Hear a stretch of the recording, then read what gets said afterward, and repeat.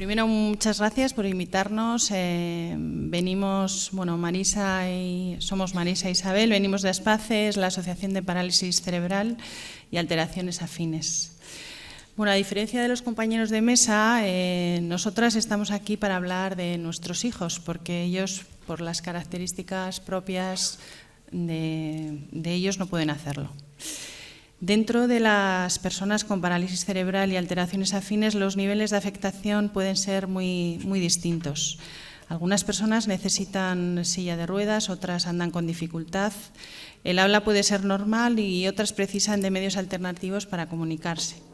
La capacidad intelectual puede ser muy variada también. No hay dos personas afectadas de la misma manera.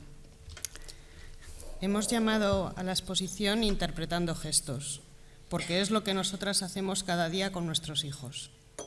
Vosotros vais a ser el personal sanitario con el trato más directo con los pacientes y familiares, tanto en los ingresos hospitalarios como en la atención primaria.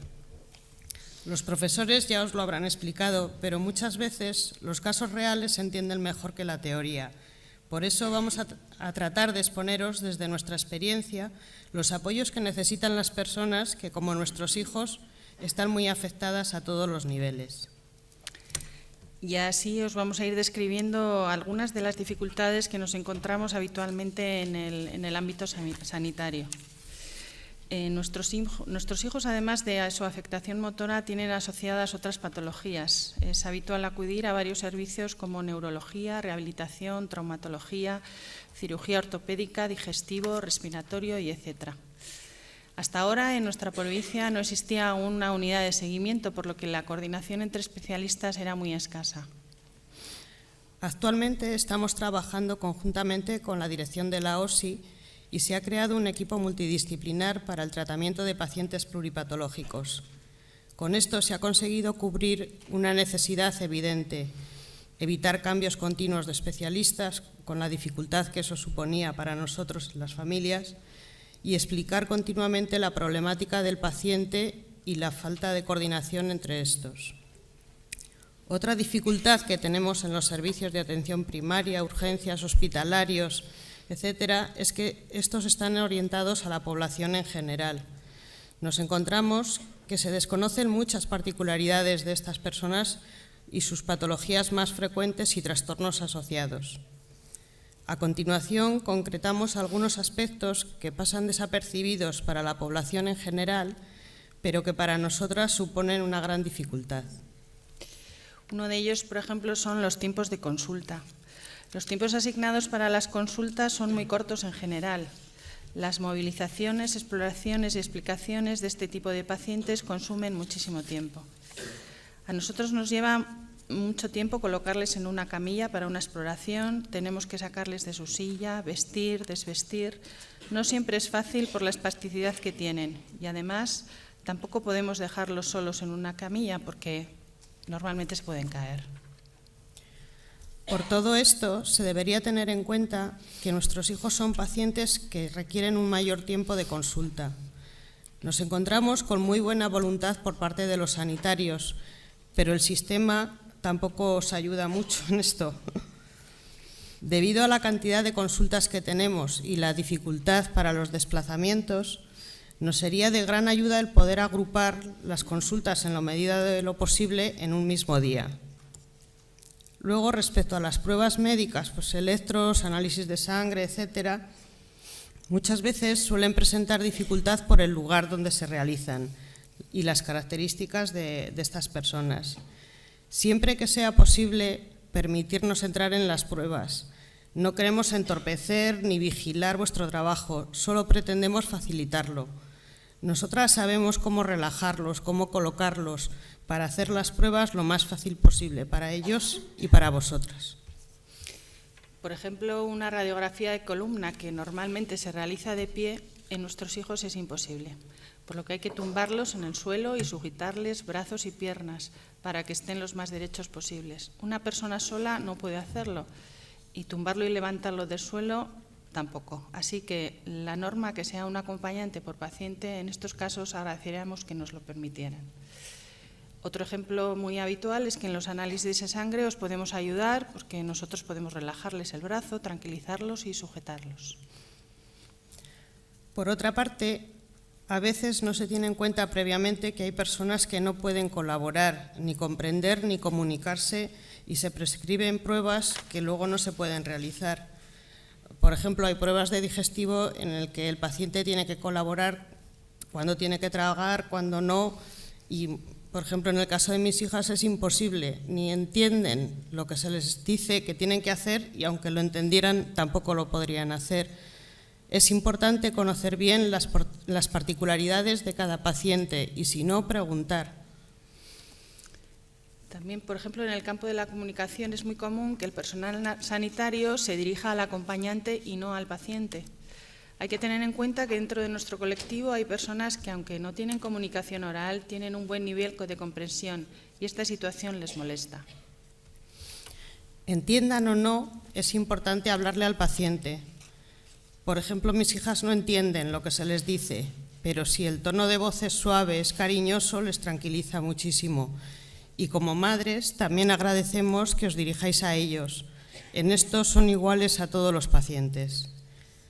Luego, por ejemplo, cuando se cambia de médico el paso de pediatría a adultos, muchas veces esta edad cronológica no se corresponde con la evolutiva y todos los cambios para nosotros son momentos de mucha tensión. La flexibilidad, el traspaso paulatino y bien coordinado favorece el bienestar de toda la familia y nos da muchísima tranquilidad. Para nosotros este cambio es empezar de cero. La confianza y cercanía y el conocimiento sobre nuestros hijos que tenía, por ejemplo, que tenían en pediatría, hay que transmitirlo al médico y enfermera de atención primaria. Toda esta información sobre el paciente os facilitará el trabajo y a nosotros nos dará mucha tranquilidad y confianza. Yo, por ejemplo, en mi caso, mi hijo ahora va a hacer 18 años. El año pasado ha estado en pediatría hasta los 17 por decisión de la pediatra. Y el cambio a medicina familiar pues siempre produce mucho nerviosismo, pero la enfermera de mi médico de cabecera se anticipó, me llamó por teléfono, me dijo que por favor, que tenía mucho interés en conocer a mi hijo, sus características y que le llevara al ambulatorio para tener una charla con ella. Pues eso, quieras que no, pues a la familia nos tranquiliza muchísimo. Dentro de la atención hospitalaria, lo habitual es que el personal desconozca cómo tratar a este tipo de pacientes y la atención tiene que ser distinta en cosas que en otros casos ni se plantean. Por ejemplo, a nuestros hijos no se les puede, en los traslados en camilla, no se les puede dejar sin ir con las barreras puestas porque en un momento voltean y se pueden caer. Luego se pueden atragantar con una simple flema y hay que estar atento y actuar rápidamente porque se podrían ahogar. Nos encontramos muchas veces con situaciones que son difíciles de explicar. Sabemos que a nuestro hijo le pasa algo porque no le vemos bien, o sea, nosotros le conocemos, pero claro, ir a un médico y explicarle algo le pasa, pero no sé qué, hay veces que es un poco desconcertante. Entonces, os pedimos que si pasa esto, que nos creáis. O sea, si vamos a urgencias, no vamos por nada. Bastante vamos de revisiones a los médicos como para ir a urgencias sin motivo. Si tenéis cualquier duda, preguntarnos a los padres, cualquier duda que tengáis sobre los hijos, nuestros hijos, dejaros orientar sobre la forma de actuar con ellos. Otro problema que nos encontramos las familias es en el campo educativo. En el Centro de Educación Especial Gorbellalde se agrupan muchos alumnos con graves alteraciones, problemas respiratorios graves, sondas, etc.